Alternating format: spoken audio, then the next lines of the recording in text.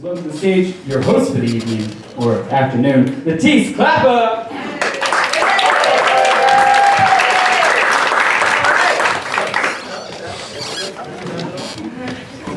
Hey, can you hear? Hey, clap it up one more time. Hey, all right. I have had the immense pleasure of working with these adults for the last 6 weeks. They are amazing. You're gonna have a great show. I'm only gonna spend a few minutes with y'all up top. Break y'all in, warm y'all up a little bit. Y'all ready to laugh? You sure? Oh, I can't tell. What happened here? Who's missing here? Y'all just decided, you know what? Forget it. Third row, we're starting a new row. That's what's happening here. So a lot of y'all came to see your friends, family. Clap it up. I like my family sometimes. You know how that goes. I'm married, but I'm sure you can tell by the despair in my eyes. You can tell that I'm dying inside. Slowly, every day. No, I love my husband. He's very supportive. I always like to say, I love my husband, I love my husband. I say that a lot on stage because I don't say that at home. And plus, you know when you say a mantra enough, that makes it true, right? Send it out to the universe. It's back to you. I love my husband, I love my husband. There's just some issues I have with my husband. He's one of those know-it-alls. Y'all know that know-it-all? That knows everything, no matter what the topic. So I live with 24/7. And on top of that, he's a doctor. So you know that makes it 10 times worse, right? Some real assholes sometimes. Can I say that? Assholes, yeah. Any doctors in the house? Yep. Dang. Good, because we're going to talk about you. Why did you say me? Oh, man. I love Grey's Anatomy. You guys familiar with that show? Phenomenal show, right? But see, I can't enjoy Grey's Anatomy because he likes to call BS while everything's ruins the show, right? Now, you've never seen Grey's Anatomy? I'm going to cut you up real quick. They're doing liver transplants, right? Removing tumors from the brain. They're saving lives, right? Having sex in the on-call room. Real stuff is happening. And he's calling BS like, no, that's not the right tools they should be using. No, that's not the right verbiage they should be saying. I'm like, dude, you're a chiropractor. Like, I'm gonna need you to take care of this L5 and shut up, okay? Yeah, he's a trip. But give it up for me. Over the last year and a half, I have lost 172 pounds. Actually, I got rid of my boyfriend. And my husband was absolutely thrilled. Oh yes, marriage is so much fun. I do, you know what, I'm not down on love. I believe you can find love. I believe in marriage. I do wholeheartedly. I just feel like happily married is an oxymoron. Thank you. A few chuckles from the married people. I appreciate it. Now the rest of you might disagree. It's all right. It could be for one of two reasons. Either you're very happy in your marriage or relationship. Congratulations. Or you're not quite sure what an oxymoron is. That's what it has to be. But yes, it's a trip. And I'm a mom too. Any moms here? Happy early Mother's Day. Moms, yes, I'm a mom. I have 3 kids, 26, 11, and the baby is 3. Yeah, that's a proper response. Wow. That's what I said. Although the other day I told someone the ages of my children, and this young chippy little girl, she said, wow, you have a 3-year-old? What? See, usually people are surprised that I have a 26-year-old. She was surprised I had a 3-year-old. Basically, she was like, wow, your uterus still works? I almost karate chopped her in the throat. It's gonna be a mess. But yeah, like 3-year-old, I don't know what happened, y'all. Like, I remember how the first 2 got here, but I don't remember how that last one snuck in. You ever hear the factory is closed? Factory was closed. There was a foreclosed sign on the door. Right? There was a reinforced steel gate over that. There was a combination lock that I didn't remember the combination to. Right? Trump built a wall around my uterus. He was saying he shimmied under there like a Mexican trying to get to the border. I don't know what happened. I'm gonna take y'all back real quick to what I call my walk of shame. Right? Call it my walk of shame because I had to go to the drugstore down the pregnancy test aisle. A lot of pregnancy tests down there. I hadn't been down that aisle in quite some time. Also call it my walk of shame because I felt like any woman over the age of 35 who's not quite sure she's pregnant is a damn shame. So I'm down the aisle, right? And I'm walking, I'm looking, I'm trying to decide what test to pick. Get to the end of the aisle. Did y'all know EPT makes a 3-pack? 3-pack. 3 tests inside. I said, that's the one I want. Grabbed that big box, took it home. Took the first test, it was in the evening, right? So I'm looking at it, waiting for it to come out. Came out positive. I said, you know what, I'm gonna sleep on this one. Take the second one in the morning, right? Because you know, morning pee is different from evening pee, right? Something will be different in the morning. It can't be happening, right? So in the morning I said, I'm gonna not add any extra anxiety to my husband. I'm gonna sneak in the bathroom early before he wakes up. But he caught me coming out holding that second test. He was like, babe, what did it say? But without skipping a beat, I was like, it said, bitch, I told your ass last night, you pregnant. It's a long message on that indicator, guys. So if anybody needs it, I have an extra EPT test. I see he's here. All right, y'all ready to get this show rolling? Say yeah! All right. We have like an amazing lineup for y'all. Like I said, these people were amazing actually before they even came to me. And it was just a matter of them wanting to get up and structuring some jokes and really just getting down and working hard, and they all have. So you guys are gonna be amazing. I want y'all to keep that energy up. Send us some positive vibes. Start clapping up now. Your first comedian, second comedian, come to the stage. Edwin, y'all.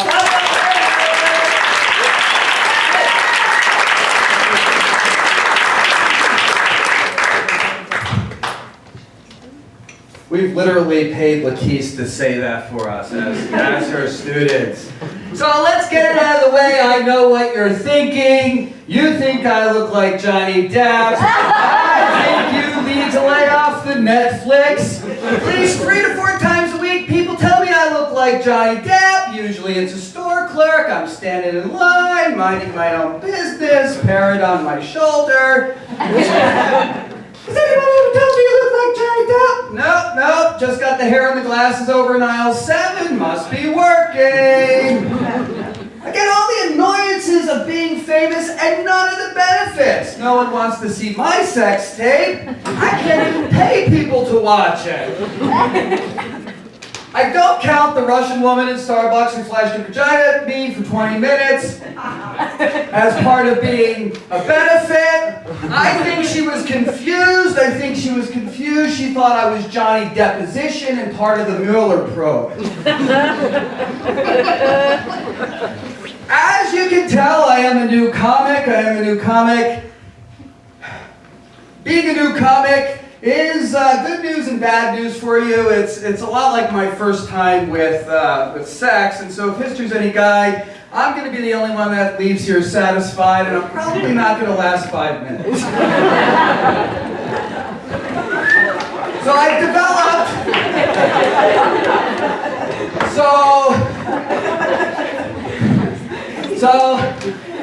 developed an algorithm, a set of instructions for writing comedy. I've named it after myself. I call it Playa, because you can tell all 5'8" of me is a playa. The P stands for Pornhub, because we all need our own form of meditation, please don't judge. The L stands for love, because we need a lot more love in this world.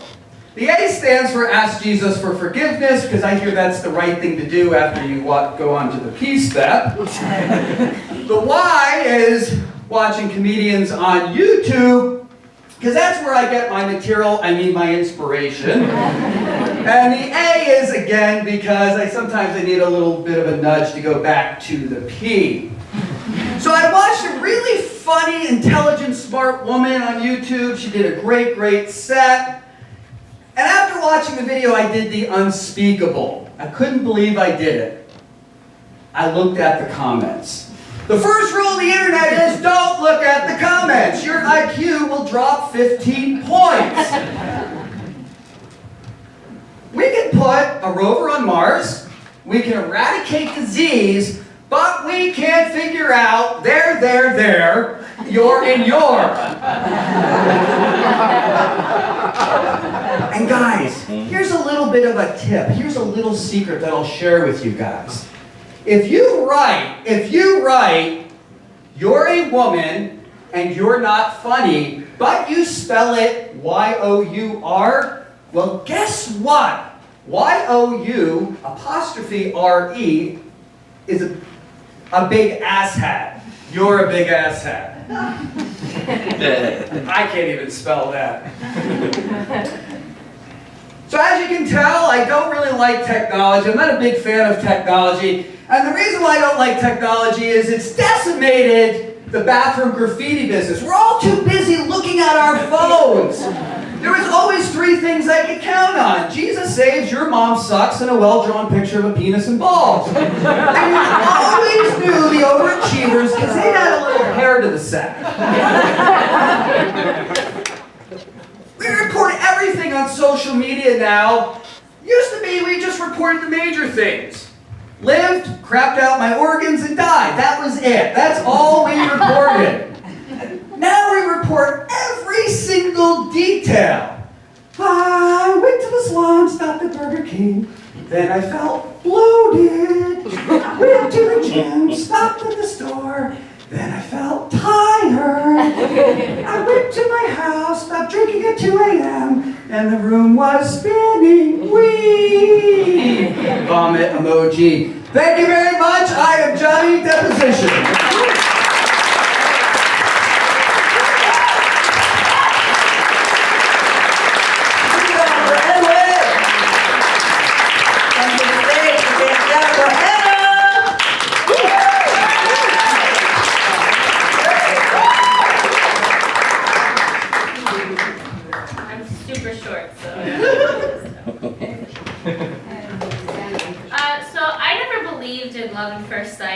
Until I met him.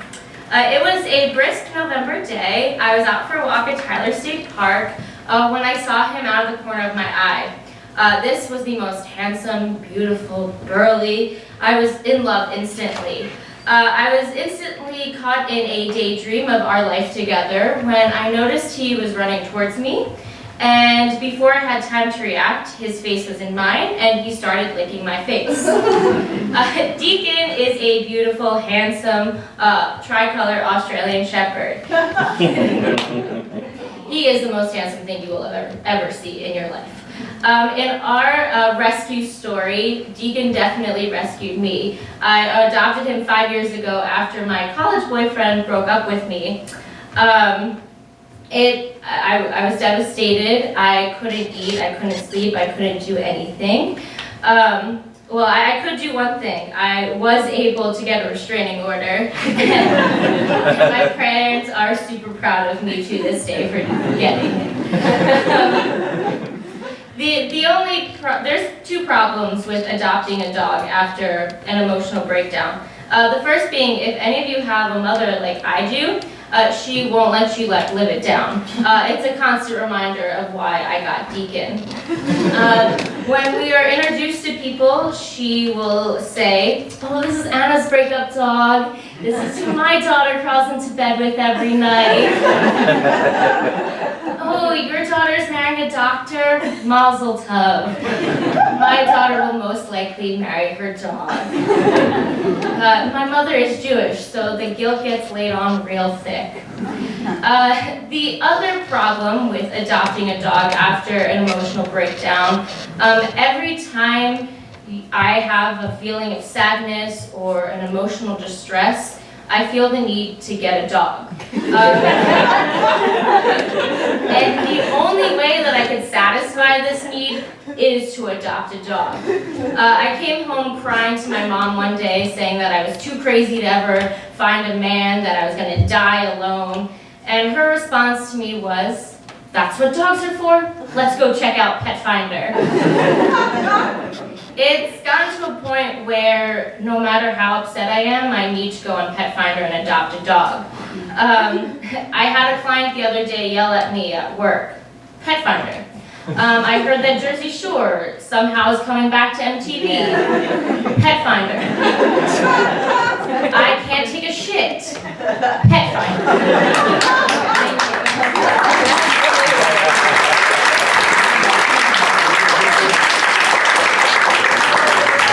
Thank you. And give it up for Anna!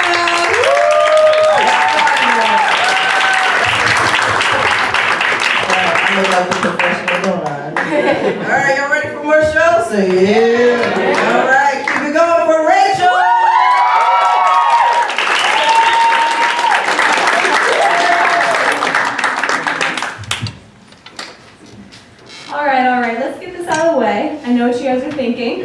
you're thinking, that chick looks like Glenn Close. It's fine, I get it a lot. What I've been trying to figure out is like, Glenn Close in what movie?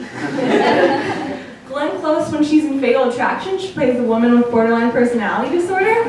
Or Glenn Close as Cruella de Vil. Or Glenn Close when she plays a man in Albert Nobbs. Good options there. Something else has been bothering me a lot lately, and that is this new trend on Instagram, these wedding hashtags. So if you know, they take the last name and they combine it with some cutesy wedding phrase, and it's supposed to be all clever, but half the time it just comes out sounding really idiotic. The other day, this girl from high school posted a picture of her and her fiance on Facebook. His last name is Sheehan, and she captions it, "Me and my Sheehancé, hashtag, she said yes, hashtag, meant to she, hashtag, taking my she hand in marriage." And I'm just thinking like, hashtag, shut the fuck up.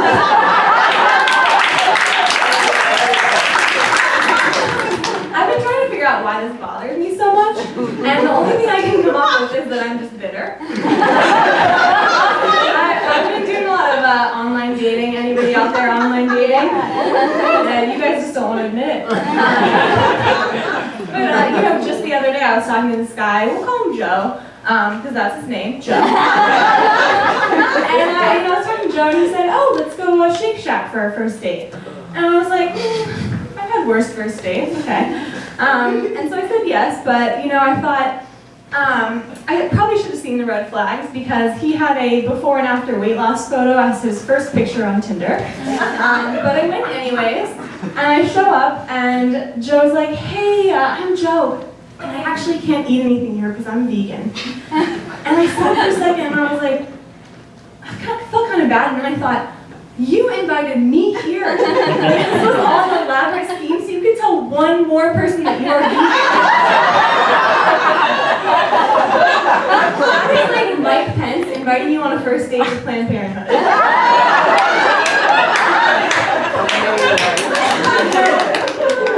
You know, online dating it's definitely, you know, helped me, you know, it's been good for me to figure out like how to be more assertive and, you know, say what I want and who I am.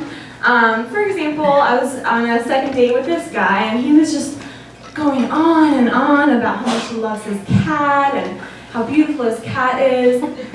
I'm allergic to cats, and if I was ever granted 3 wishes by a genie, I would use one of those 3 wishes to replace all of the cats in the world with Newfoundland puppies. So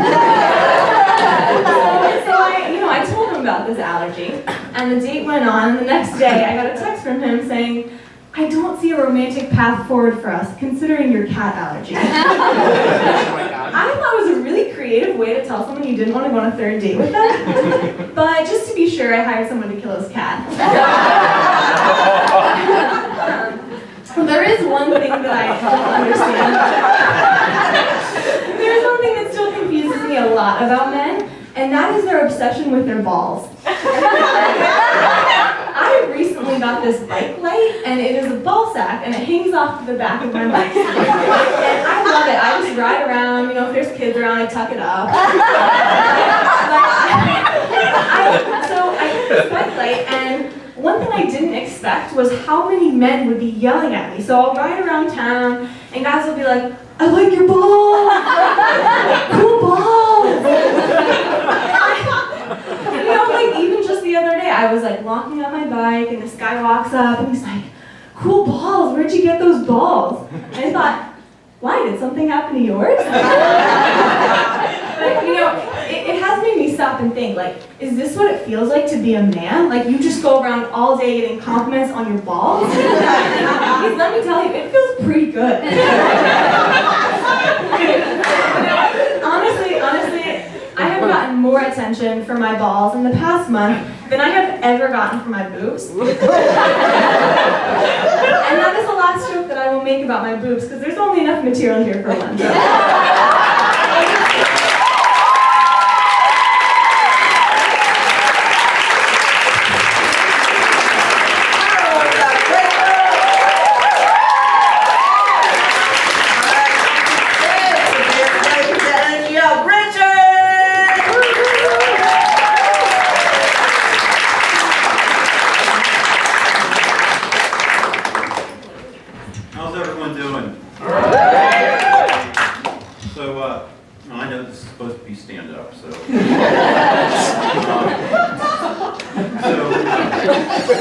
I have a condition called CMT disease, right? So you get it from watching too much country music television.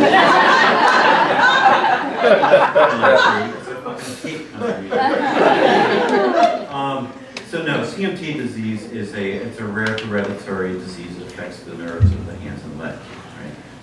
So stay with me, okay? My sisters have it, and so my mom, being the stereotypical guilty Jewish mother that she was, so anytime I'd be over her house, she would say things like, "Oh, I'm so sorry I did this to you guys, or gave this to you guys." And I'm like, "Well, Mom, it's not your fault, right?" And but God, what did I do to deserve this? So I consider myself to be pretty adventurous, and I push my limits, my physical limits all the time. Not hard to do because pretty much any basic task is difficult. Things like picking up change or unfastening a bra strap. Guys, you can relate to that, right? So, and to get up a curb, right? Let's say I park, handicap spot, and there's a curb there, right? So, and I'm too fucking lazy to go down to the ramp. So to get up the curb, though, I have to hire Sherpas and set up base camp. But I've had many successful clients.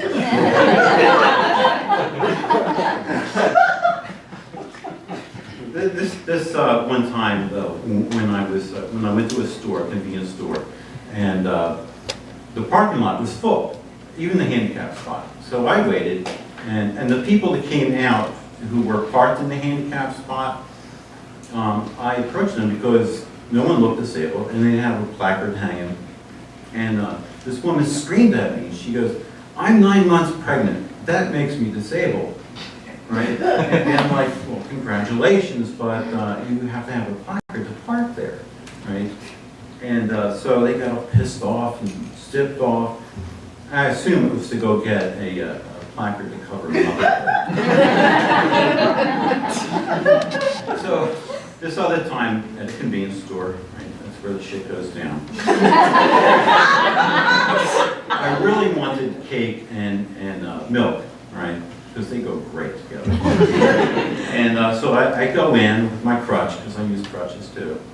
And I grab the milk from the case, and I turn, and I fell. I fell into a tasty cake display. So there I am, lying on the floor, in a puddle of milk, and I've got crimpets and cupcakes, all looking like a turned over beetle. So there was some talk about online dating, right? So I do that, and it's pretty nerve-wracking sometimes, challenging, especially if you have a disability, right? So this one time, I'm sitting across the table, first date, sitting across the table with this woman, and we're chatting, and so she leans forward, and she looks me in the eye, and in a soft voice, she says to me, "Can you tell me, does everything else work okay?"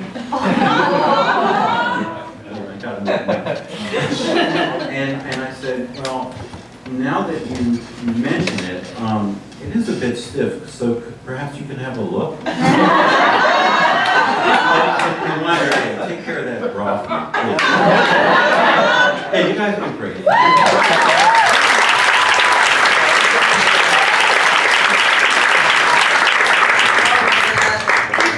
Keep it going for Richard. All right, we're going to keep this last thing going. Put your hands together for Nick. Come on over.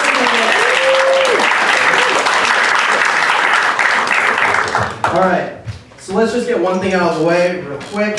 Yes, I did wear the pair of pants where the fly is down. That was not an aesthetic choice. I just really screwed up today. So if you don't think any of my jokes are funny, just look a little bit down, and I promise you're gonna laugh. So, I'm from Pennsylvania originally. Right now I live in Ewing, New Jersey, which if you've never been to Ewing, you're doing something with your life right, so just keep doing whatever you're doing.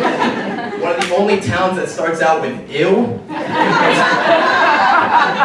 But Ewing is a suburb of Trenton, right? It's a suburb of Trenton, which means that if I walk about half a mile down to the right, I'm in Trenton, but if I walk a half a mile down to the left, I'm in Princeton, so I'm really in a weird predicament there. It's like the perfect area for poor white people. They can like kind of still feel safe, but not quite. There's always danger around the corner, guys. But yeah, I did go to college there. I went to the College of New Jersey, which is not Princeton. I'm not that smart. But I went to the College of New Jersey. I went there for 2 years, and then I dropped out because I didn't like college, you know, normal stuff. But now my parents are in the audience, so they finally get to see me graduate.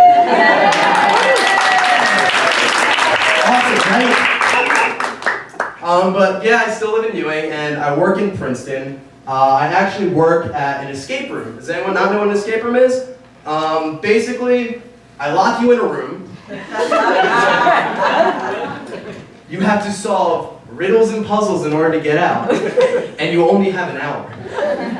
It's basically like Saw, but for children. And I'm the guy who just sits there with a pair of headphones and about 4 different cameras and watches your every single move and everything you say. So it's a great job. I get paid to sit down. But I always see the same kind of people come into the escape room. And usually it's like a family, you know, mom, dad, 2 or 3 kids. They come in, they're all excited, right? They come in looking like the Brady Bunch, and in about 5 minutes they look like the goddamn Manson family. I swear to God, they'll have the tiniest little boy, right? Like a little Jimmy. He's sitting here, he's pulling at the dad's pant leg. Dad, can we get ice cream after this? The dad looks down and is like, "Ha, son, of course we can get ice cream after this. We're having a great day." 5 minutes later, "Dad, can we still get ice cream?" "Jimmy, shut the fuck up. We need to get out first." So there are those kind of people, but every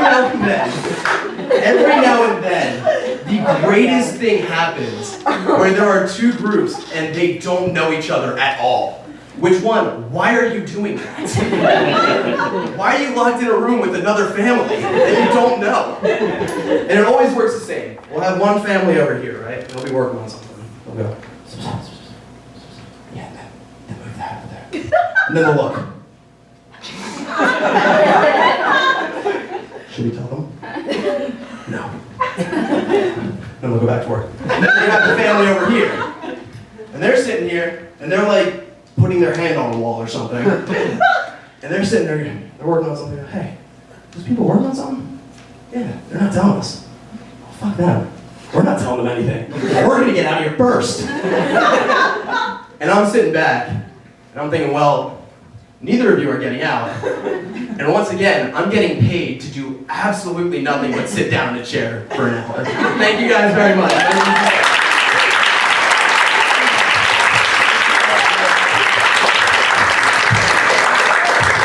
Keep it going for Nick, y'all.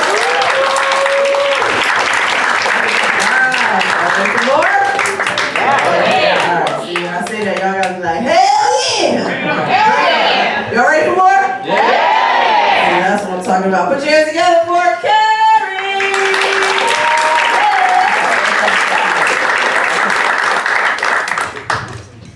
Hello, hello.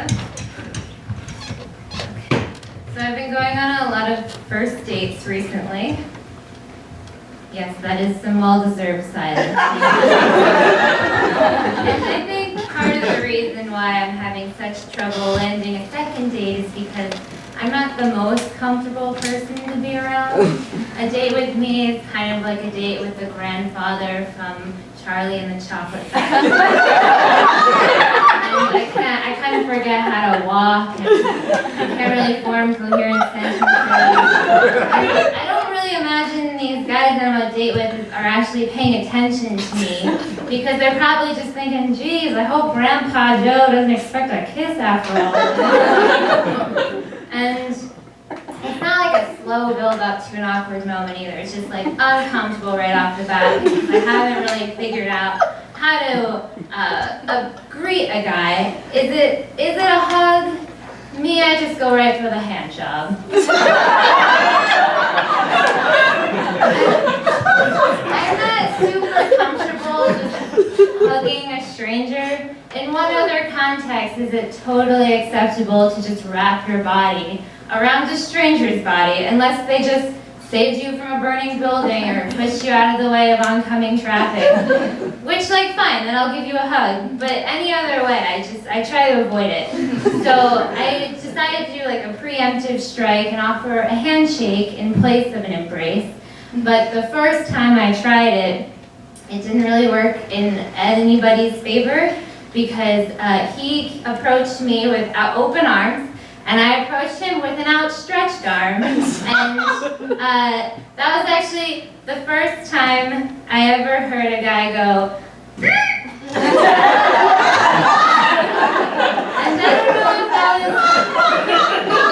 I don't know if that was from the sheer pain of being ball tapped or just mortification, but it was probably a combination of the two. Also, how do you recover from that? I'll tell you how. You don't.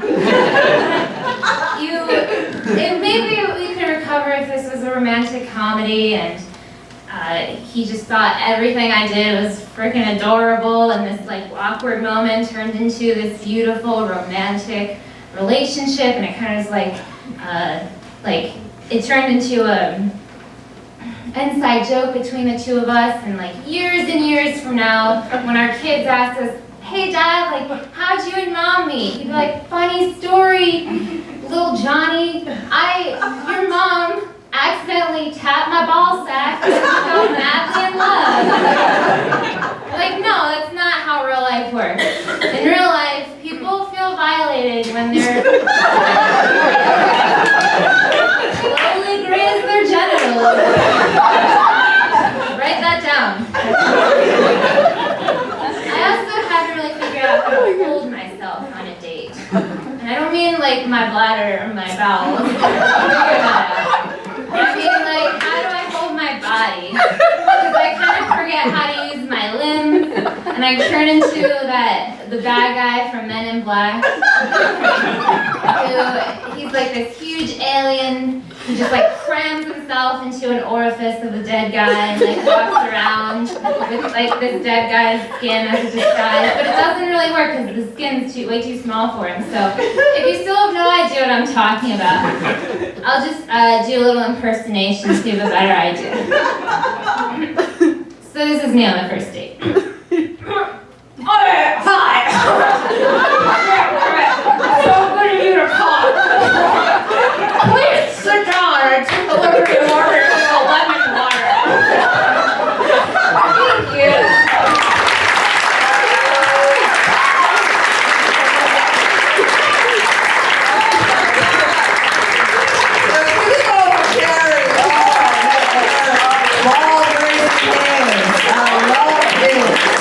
Now keep that momentum going. I want y'all to put your hands together for Disa!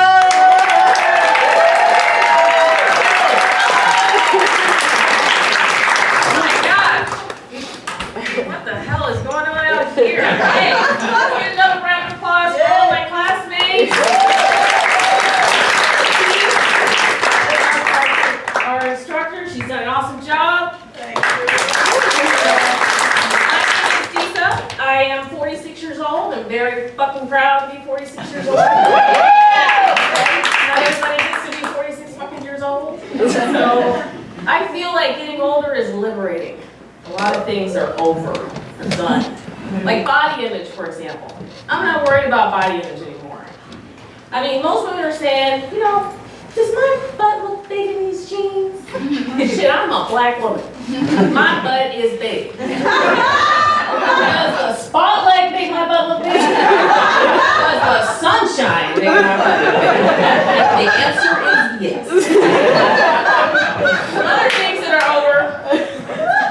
Dating is different. When I was 16, you know, I remember going on my first first date, and I was so excited and happy. A boy likes me, and I was going out on a date, and I'm about to walk out the door, and my mom stops me. Yes, this cute little lady sitting right up here in the front row stops me at the door.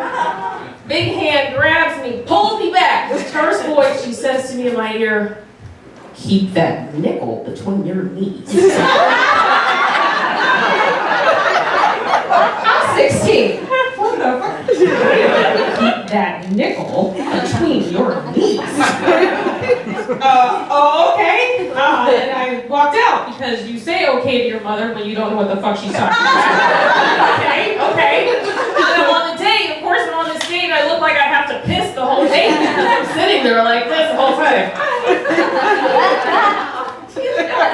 Gotta keep that nickel between your knees. I'll tell you what, keep a nickel between your knees, get abs of steel, blood of steel, maybe that's why my butt's so big. But 46 years old, let's fast forward. I'm trying to give those nickels away as fast as I fucking can. I mean, it's so bad, I'm like, Oprah, you get a nickel!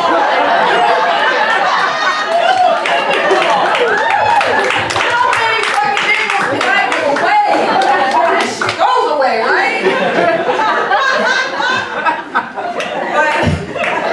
But my damn nickels. And I didn't know why, so of course I go to Google. Gotta ask Google, because Google has the answer to everything, right? So Google has a new app out, the arts and culture app. Have you heard about this? Basically, it's like, Google Books. We downloaded all these books from over centuries. So you can go in and look up all these books. Well, they did the same thing with portraits. So they have all these portraits in their database. So what you do is, you take a selfie, you put your selfie in, and it gives you back an image of someone that may have lived 300 years ago that looks just like you. Well, I hadn't heard about this shit from anybody that was black. All my white friends are like, "Oh, Lisa, you gotta do this, you gotta do it."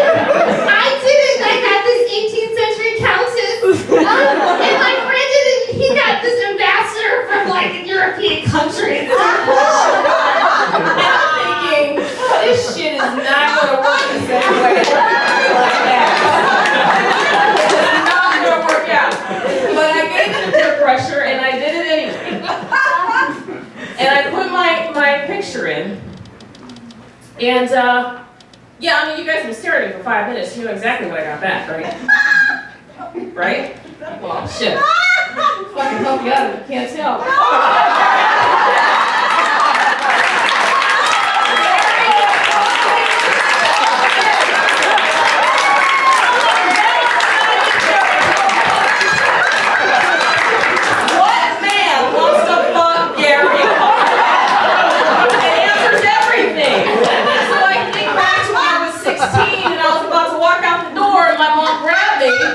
Instead of saying okay, I should have said, "What you talking about with this?"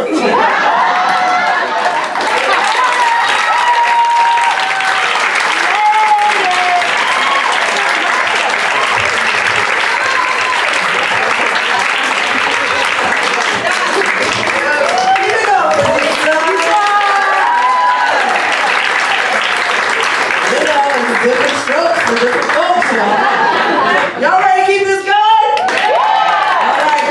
Keep that clapping going. Give it up for Tara!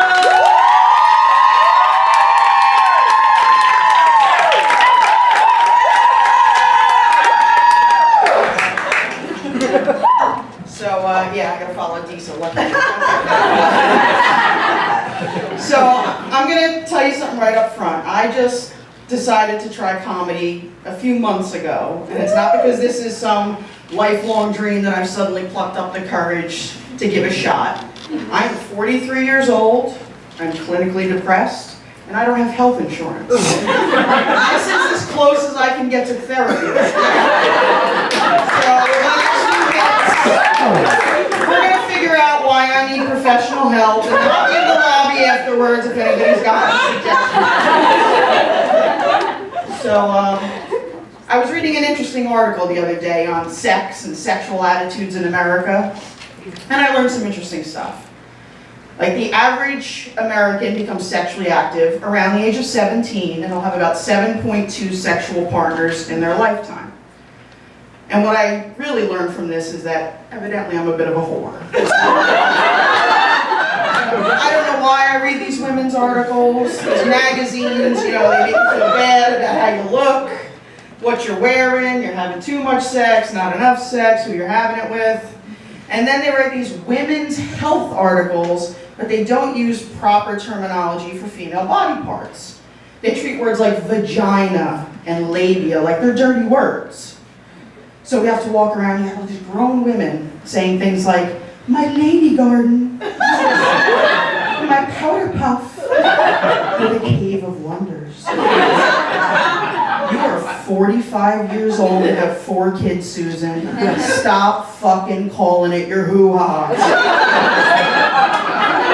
My vagina's never had a cute little nickname. She's got a bit of a reputation.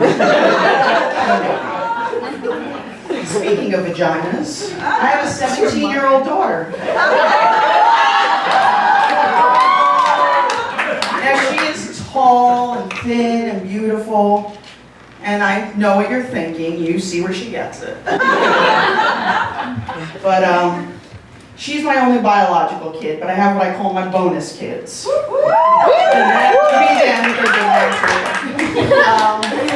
And these are the kids of my 2 best friends. And we have 6 kids together, and from oldest to youngest, we've got one on the spectrum, we've got the self-harming pothead, we've got daddy issues, that's my girl, we've got the eating disorder, the traumatic brain injury, and then there's Manny, he's the youngest, we haven't broken him yet. I mean, he's not the sharpest knife in the drawer, but right now he's like, all our hopes are on him. So my 2 best friends and I, like I said, we co-parent these kids together, and they help me take care of my disabled husband, and we call each other the sister wives.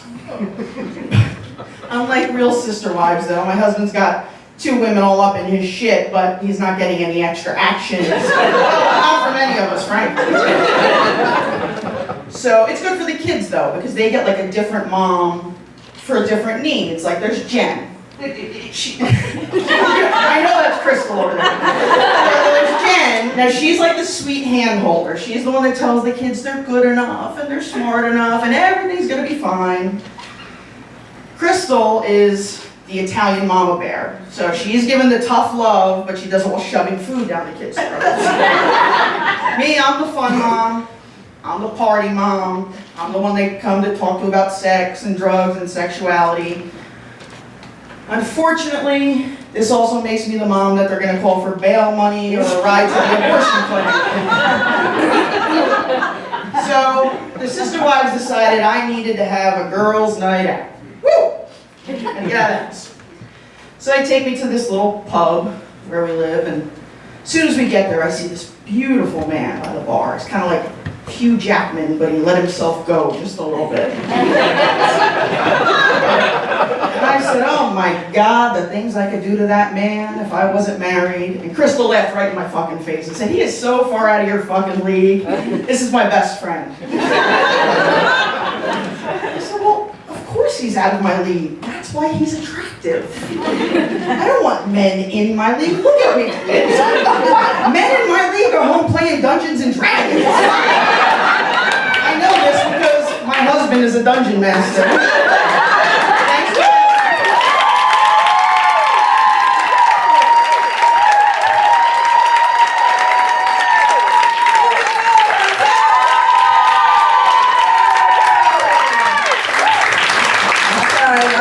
Some brother husbands. Where can I get them?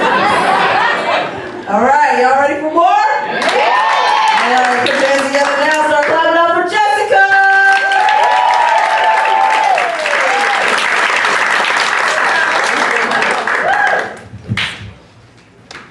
Hello. I only have 5 minutes, and unlike my ex's opinion, that's not a really long time. So. Let's get started. You guys are probably all in the audience thinking how brave we are. But this is the only thing I really know how to do, so if I was brave, I'd be doing my own taxes. So cell phones, right? Like I love my cell phone. I'm obsessed with it. Have you ever seen someone almost drop their cell phone? It's like sliding into home in slow motion. I would drop my kid on a cement sidewalk if it meant that my phone would not hit that sidewalk because our children are cheaper to repair. One time I dropped my phone in a water fountain at Budokan. You guys ever been to Budokan? Yeah. You know that water fountain? I was sitting right next to it and I got excited about something and I flung it into the fountain. And I mean, it was like treated like a medical emergency. Like the manager rushed over. Like men were like, let me help with that. Hold on a second. And they need a stretcher of white rice. The next 24 to 48 hours was critical. Ridiculous. You guys are all worried about your phones listening to us, or you. Everyone I talk to is worried about Alexa and our cell phones listening to us. Who the fuck do we think we are? You guys think you're that interesting? That like there's a little room of CIA agents going, they just ordered the Chinese food and they forgot the egg rolls. Oh, that's a code red, we better rush right over. I mean, it's not, we're in the mob, maybe. But you know, I mean, if you're gonna kill someone, everyone knows you use a burner phone. So I work from home. Anyone else work from home? I can't see because of the lights. So I hope that you do. I work from home, and as a result, I've become a man's absolute worst nightmare. I don't remember the last time I have taken a phone call wearing pants, or makeup, or a bra. In fact, most of my clients don't know this, but when I answer the phone for them, I'm actually Albert Einstein from the neck up, and that cartoon old lady Maxine from the neck down. Perfectly happy with it. People ask me when I first started working from home, like, oh my God, how do you not watch TV all day? Because I want money. I don't get any unless I don't watch TV.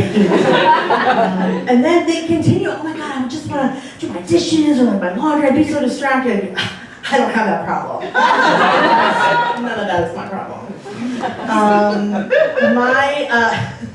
My mother-in-law, speaking of dishes, my mother-in-law might come stay with us. So, I mean, how do you say no to your mother-in-law? No, like, do you guys know how to say no to my mother-in-law? I need advice. She's lovely. She's delightful, and she's wonderful. She's one of those women who grew up, like, very old-fashioned. Like, her grandmother was, like, the one that raised her because her mom could work, and, like, as a result, she's, like, the ultimate homemaker. And so when she was staying with us for a little bit, she was, like, you know, doing her homemaker-y things, but she was asking me questions that made me feel like we had never met. Like, I've been married to her son 15 years. And so you would think she wouldn't ask me questions. The only answer I could possibly answer was like, who, me? For example, are you doing a lot of laundry today? Me? No, I'm not doing a lot of laundry. Or, do you have any stamps? What would I do with a stamp? No, I don't have stamps. Don't you have a debit card? What do you possibly, I'll need to mail a recipe to a friend. Don't hurt your friend like that, just text it. Oh my God. What's another one? Do you need a stamp? Oh, here's a good one. What are you making for dinner tonight? That is hilarious. Honestly, you know, they say about Jewish girls that all they make for dinner is reservations. I go one step further. I have them drive the food to the house. And this is not even a joke. My son hears the doorbell at any time of the day and goes, dinner's here! That's when you know it's bad. Honestly, if I were brave, I would be taking a cooking class instead of standing up here. And that's my time. Thank you guys.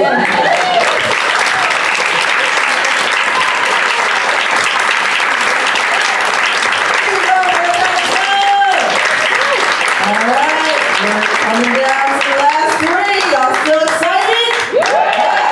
Keep up, put your hands together for Miss Trinita.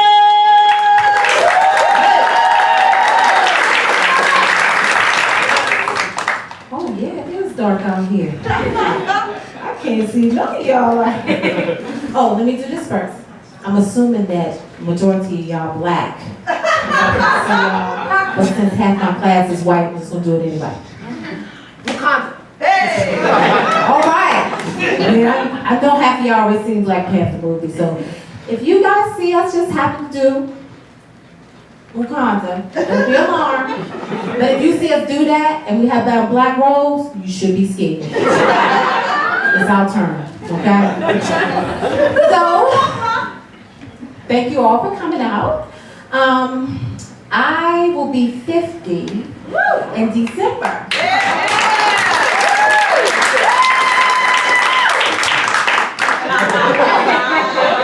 And I'm a grandmother. Yes. You have babies early, that's what you do. Okay, so, real early. So, I went out and bought me a brand new 2018 Dodge Charger. Let me tell y'all something. I gotta move the mic thing. Because this is part of class, you're supposed to move the mic. Okay.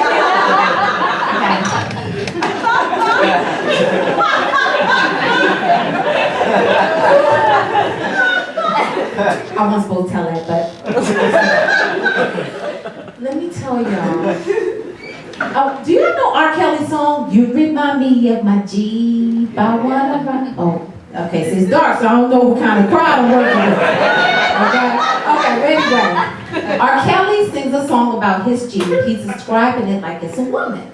So I was like offended when I first heard this song. I'm like, R. Kelly, come on now, why are you talking about that car like that's your girl? We got no cars, y'all. After I bought that Dodge Charger. Wait a minute. Y'all. She is gorgeous. She is mango. She got black rims and I tint them windows. And you don't say tint. You say tint. You gotta put some emphasis on the tint. So anyway, I go to the gas station. And me and her, we sitting up there rubbing her. I'm admiring her, right? And hopefully everybody else admiring too. Like, y'all see my Dodge Charger over here?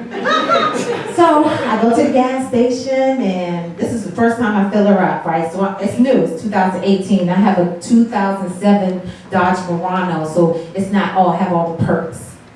So I go and I couldn't find how you open it up, how you open up the gas. And so I'm looking, I'm like, I don't want the stupid to ask nobody. So I finally found the little gas thing. Luckily, Dodge put pictures. So I found it, I pushed the button. I was like, as soon as I pushed the button, y'all, it said, psh. I said, oh yeah, she ready. I'm ready now. So I got up there, got my credit card, put it in the machine, Wawa, we at Wawa, because we like Wawa. So we go in there, put my credit card in there, USAA, because that's what I bank with. Put it in there, I select the cheap brand, don't judge me. No, I'm serious, don't judge me. Put the gas, put the low octane in there, I think it's 90, so I don't know. Anyway, push it. I just know the lowest number. If it's like 103, I ain't getting you. Because I get the low one. Push that. Took the nozzle up. But let me go back, y'all, because I forgot to tell y'all. I have dick envy. So I didn't know who was who. I didn't know if my car was the guy or I was the guy. So, but when I pumped the gas, I realized who the guy was. I took the nozzle out. And I lift it up, and I put it in. I was like, oh, I like this. Wash the gas, I'm putting it in, because you gotta go. Oh, sorry, you gotta go up on it. And she stopped. Okay, and it said ding, ding, ding. Oh, then I had to jingle it off, top it off.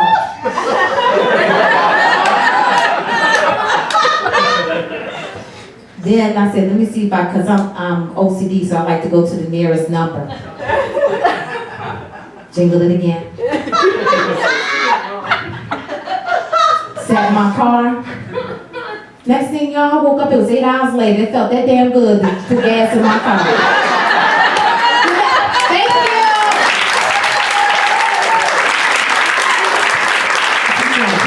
you.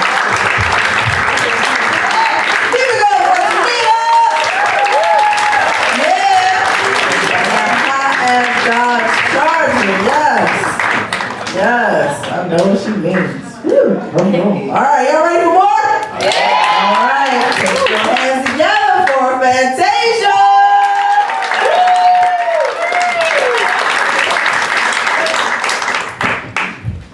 I'll be some clear sound. How y'all doing tonight? Good. So for those of you who are wondering, yes, I am a lesbian. And for the other people wondering, the ladies, yes, I'm single. Call me after the show. But no, it was cool to be like gay until Trump was in office. Now I don't tell no one, so confidentiality, hope you signed it at the door. But no, I come from an awesome family who supports me. Like my mom, she believes I'm 99.9% gay. The 0.1% is my male best friend Keith. And whenever he comes over, she's nicer than a suburban housewife on payday. She's like, are you losing weight, Keith? Don't you just look edible? And at this point, I'm not sure if my mom's trying to get us together or she just wants him for herself. I'm also the youngest of 5. My siblings are awesome. And my older sister is also a lesbian, so my mom fucked up somewhere twice. But luckily for me, she just cleared a lot of shit out the way. She was my colon cleanser. Like the day I came out of the closet was awesome. She was like my gay tour guide, excuse me. So I was like, hey family, I'm gay. And she was like, welcome to the Lesbian Express. Please hold all hands and feet in the vehicle while moving. I hope you enjoy the ride.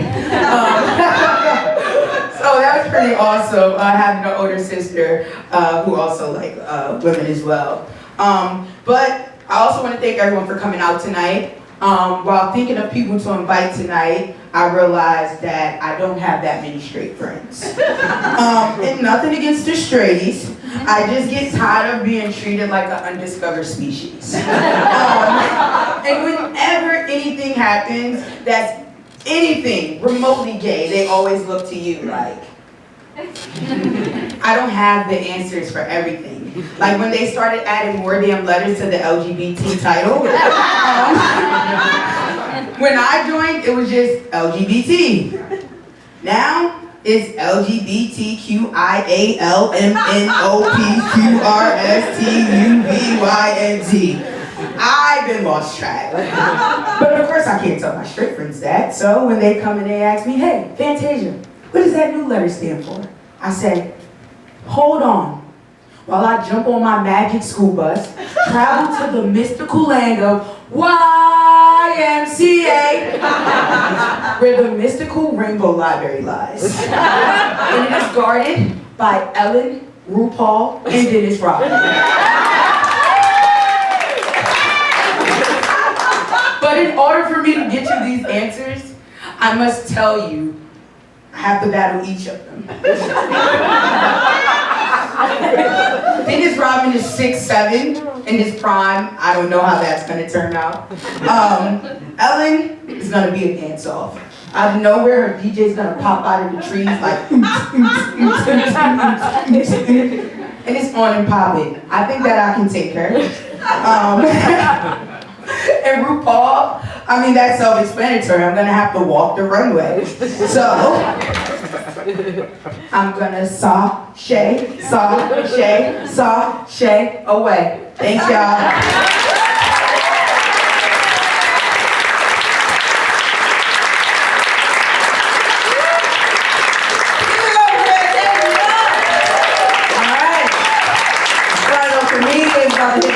Again, I want to thank everybody for coming out and supporting your friends and your family. They did an amazing job. This guy's going to close out the show. Start clapping up now for John!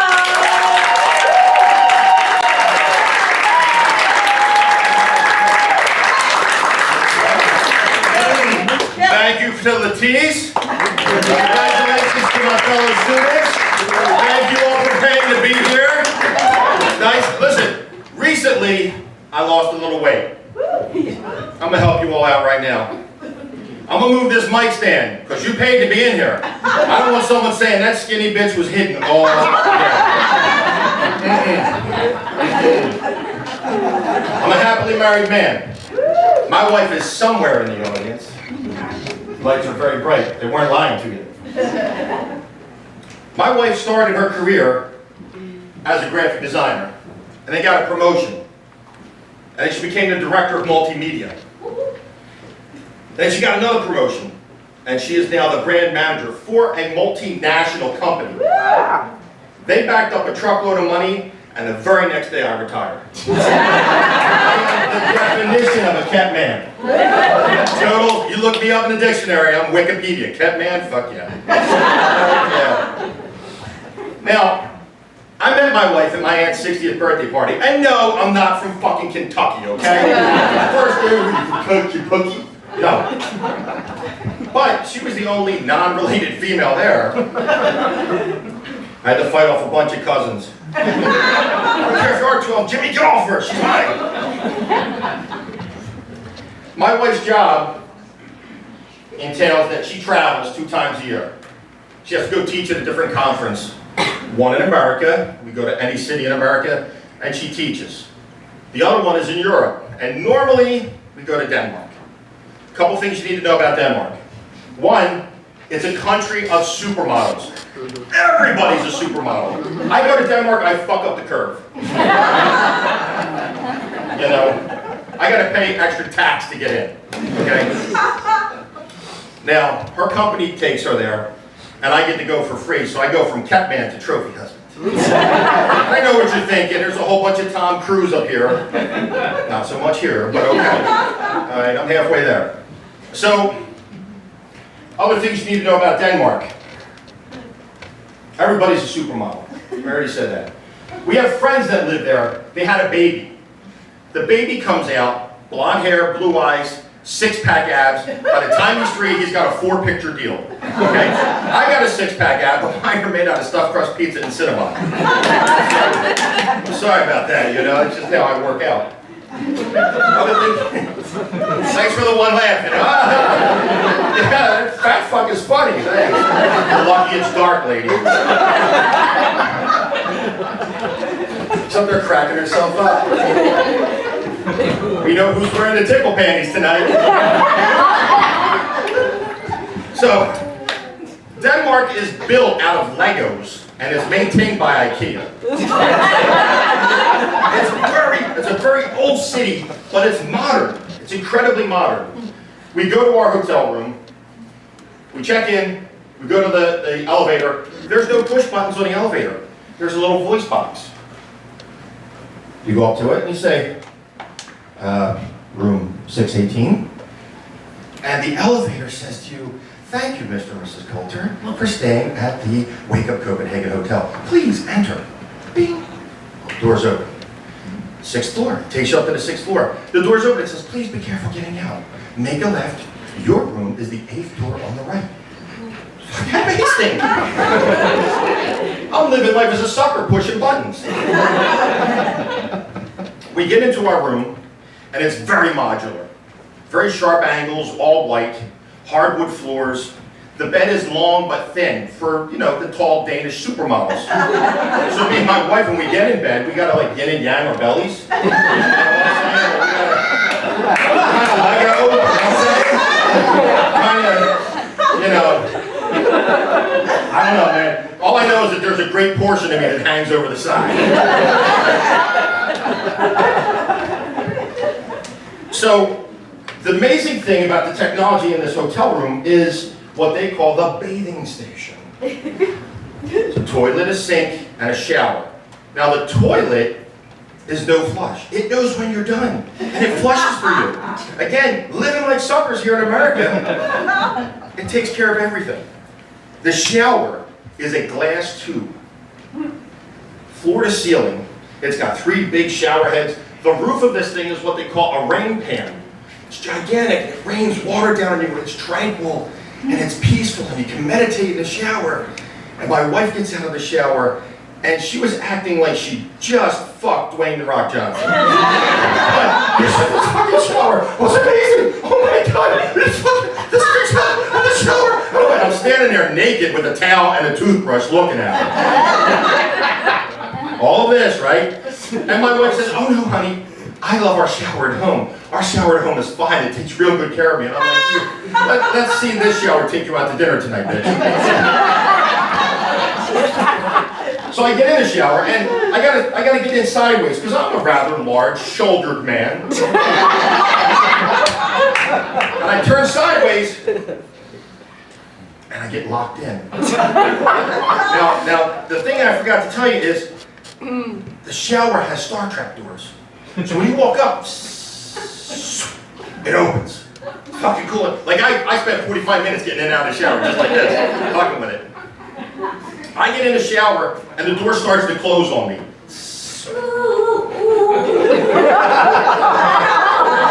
Click. And now I'm stuck in a glass tube in Denmark. 10 seconds after you step in, the water comes on. And I'm stuck in this tube with the water just killing me. And I tried to say, "Get the jaws of life," but it came out as, "Help me, help me." It's like The Fly. My wife can't get me out of the shower. So she does the very next best thing after she composes herself from laughing. She gets her camera and starts taking pictures. "Hello, Facebook. Hello," and she's pointing at me. I'm standing there getting soaked, but it's cold water. It's fucking cold water. It's not my fault. There's some shrinkage. Cold. Denmark. There's snow outside. Come on. So, I'm stuck in this tube. They have to get the handyman. This guy shows up. The sweetest handyman shows up in a white jumpsuit, a white Jeff hat, and the thickest, blondest porn mustache I've ever seen. Shows up to get me out. And he's talking to my wife, and he's using the words I don't know. He's speaking Danish to my wife, and he's using the word "flabborben lorben." Now, that's a Danish word, but I don't know what it means. But the whole time he's saying "flabborben lorben," he's doing this, and I'm not happy with that. That is not. He gets the door open, just enough to start lubing, putting some lube. And the only thing he can reach are my ass cheeks. So now I've got porn stash lubing my ass cheeks. I'm a grown-ass man, all right? This is cinnamon-scented lube. He's rubbing on my ass cheeks as I'm stuck in a Danish cylinder shower. Not many people can say that.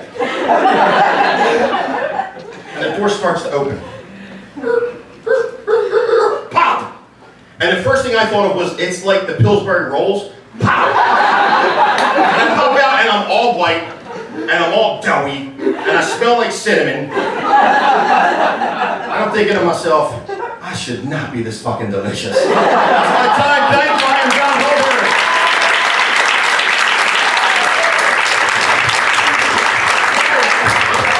Everybody, come on back out!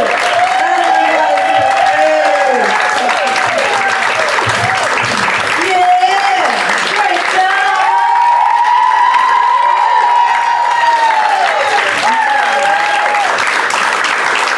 Let me just say, you guys were phenomenal. Snow was amazing from top to bottom. Applause. I had an amazing.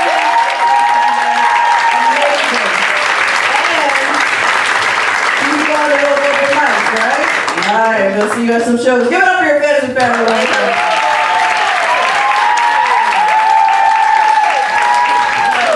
Thank you guys so much. Also, if you guys are ever interested, check out PHIT's website, PhillyImprovTheater.com. Please check out classes. A lot going on here. Sketch, stand-up, improv. You'll find something you love. So please, thanks again. And you guys are amazing.